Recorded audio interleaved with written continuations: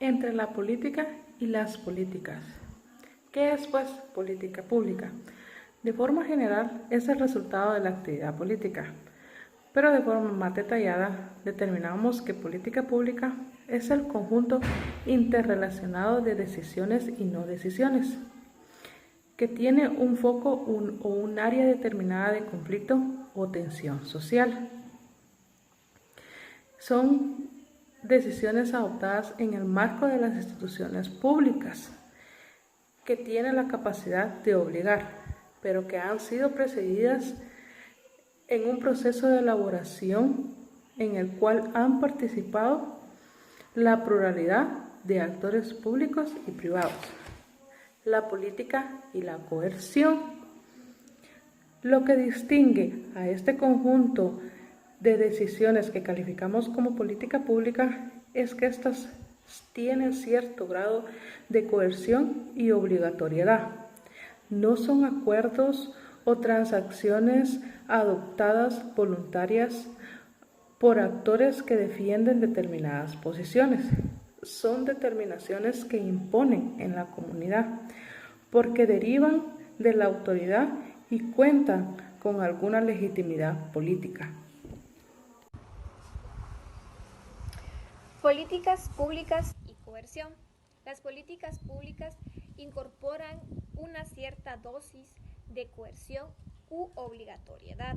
La política urbanística somete todo tipo de proyecto de construcción a determinadas normas sobre el ordenamiento del territorio y sobre las condiciones de la edificación. La política educativa obliga a la escolarización universal de todos los niños y señala los contenidos forzosos en los planes de estudio. También existen las políticas económicas que pueden fijar los precios a las rentas o a los tipos de interés. Políticas públicas regulativas, también conocidas como políticas públicas reglamentarias. Este tipo de políticas son en las que predominan las medidas en las que se imponen condiciones obligatorias para los individuos afectados. ¿Qué quiere decir esto? Este tipo de políticas consiste en una acción pública en la cual se dictan normas y el Estado es el que obliga o prohíbe cumplir este tipo de normas. La coerción en este tipo de política es directa, es inmediata y también se ejerce sobre el comportamiento de los individuos afectados. Tal es el caso de la seguridad vial. Políticas distributivas. El elemento esencial que lo constituye es la concepción de subsidios y subvenciones. La política de redistribución de la riqueza implantadas por los gobiernos en su significado real admite que la propiedad personal no existe o al menos que tiene un límite fijado por el gobierno. Entonces, y solamente de esta manera pueden sustentarse tales políticas. Esto tiene un significado. Los resultados del trabajo personal no son propiedad personal, sino riquezas que no tienen dueño y que el gobierno puede tomar a su antojo. Es la negación de que el esfuerzo, la iniciativa y la creatividad personal rinda frutos que puedan reclamarse como propios. Una posición extrema que va contra el más profundo cimiento de la civilización, tal y como lo suponemos. Políticas institucionales son las que señalan los procedimientos y reglas que deben someterse a las actividades públicas.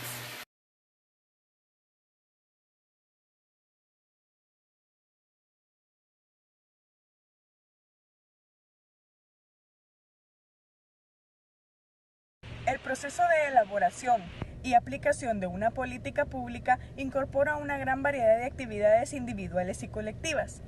Pero, ¿de qué modo se organizan estas actividades para llegar a producir el conjunto de decisiones que calificamos como política pública? Una visión simplificada del proceso nos lo presenta de modo siguiente.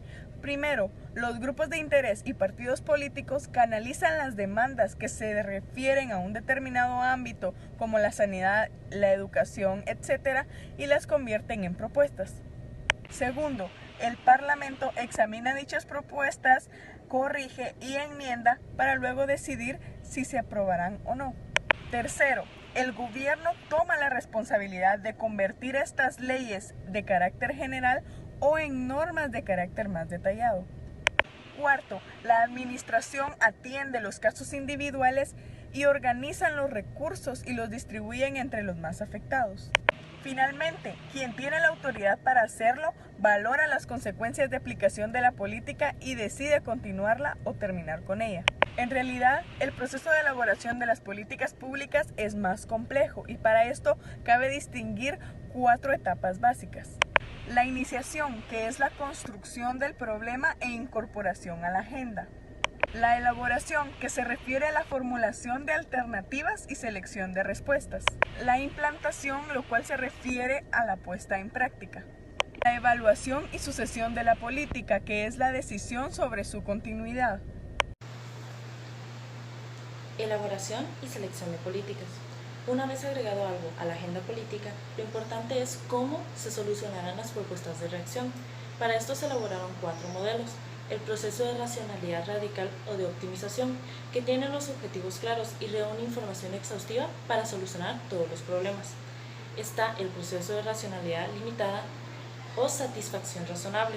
Este es el corregido del anterior debido a que no todos los problemas se pueden solucionar y este va con prioridad. Está el política redistributiva, que va por visiones parciales, o por decirlo así, salir del paso, para maximizar los recursos aplicados para solucionar un problema. Y por último está el proceso de garbage can o de casualidad. Este proceso cree que los fines son ambiguos y confusos. Por decirlo así, este proceso lo que busca es buscar un problema para una solución ya existente. Por eso se le llama de garbage can o en español cubo de basura. Autopistas o ferrocarriles. ¿Cómo establece un gobierno su política de transportes y comunicaciones? En primer lugar, debería hacerlo en función de variables objetivas, la extensión y el relieve de su territorio, la densidad y la distribución de su población, la disponibilidad de recursos financieros y energéticos propios, la capacidad de generar o importar tecnologías en cada sector. El gobierno debería diseñar alternativas calculando los beneficios producidos por soluciones diferentes, en las que se combinaran autopistas libres o de peaje, red de ferrocarriles y transportes aéreos. Después de elaborar modelos diferentes que dosificaran las inversiones públicas y los incentivos de inversiones de actores privados, y las instituciones definirían la correspondiente política. La implantación o implementación, como también se le conoce, puede ser representada como una operación de rutina y sin demasiado interés. Puede ser representada también como instrumentos obedientes y casi maquinales que se aplicarían dócilmente en las decisiones adoptadas por las instituciones políticas como leyes, normas o normas dictadas por el organismo ejecutivo. En el grado de cumplimiento de los objetivos de una política influyen varios factores relacionados con la fase de aplicación, como falta de recursos, dificultades de coordinación, variables ambientales.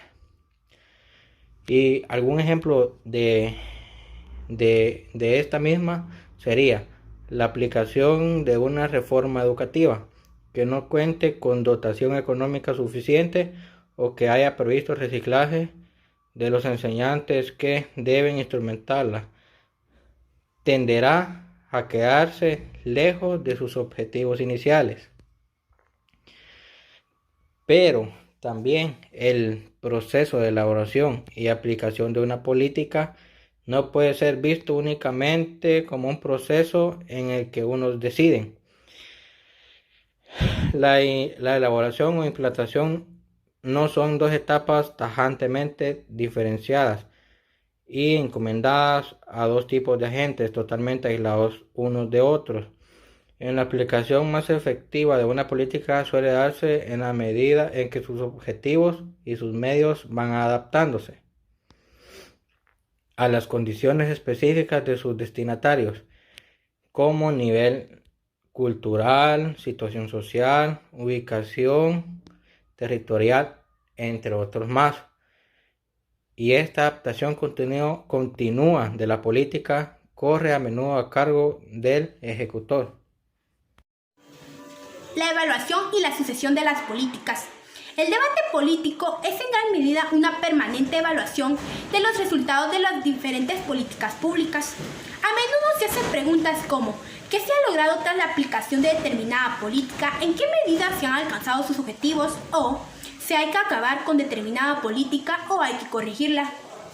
Pero los intercambios dialécticos de los diferentes actores políticos se guían más por las interpretaciones aproximadas y sesgadas que por los datos razonables de objetividad. Otra de las grandes preguntas es ¿por qué no se lleva a cabo la evaluación objetiva de las políticas públicas? La razón no es solamente la resistencia de los gobiernos responsables a dejarse examinar, sino que ésta exige determinados indicadores. Un problema adicional es determinar a quién corresponde la responsabilidad de evaluar. Cuando se confía a las propias administraciones encargadas de desarrollar aquella política, no será extraño que su juicio sea benévolo y encuentre argumentos para excusar la insuficiencia. Sin embargo, sea quien sea el autor de la evaluación y por refinidas que sean las técnicas para analizarla, es muy probable que su veredicto sea discutido por el gobierno si es muy crítico o por oposición si es muy benévolo. Primer esquema, también llamado lineal. En él se observa una visión muy simple del proceso. Primero, los grupos de interés y los partidos recolectan o buscan demandas y proposiciones y las llevan al Parlacén. Del Parlacén pasan al Ejecutivo, o sea, al presidente. Él decide si se vetan o no, logrando así la política pública. Segunda propuesta, el triángulo de hierro o el modelo triangular. En esta segunda propuesta podemos identificar tres actores que colectivamente o motivados por un mismo problema o interés trabajan juntos. Así podemos ver que el Parlacén, los grupos de interés y la burocracia están unidos en un triángulo, formando así la política pública.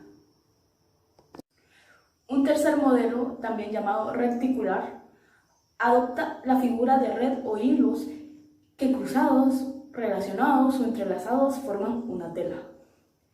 Las principales diferencias con los modelos anteriores son dos. 1. Un número más amplio de actores que se relacionan entre sí. Y 2. La existencia de relaciones multitareas. Estos actores múltiples terminan formando una policy network o una red política que se encarga solamente de abarcar un tema en común, dejando demás temas al lado.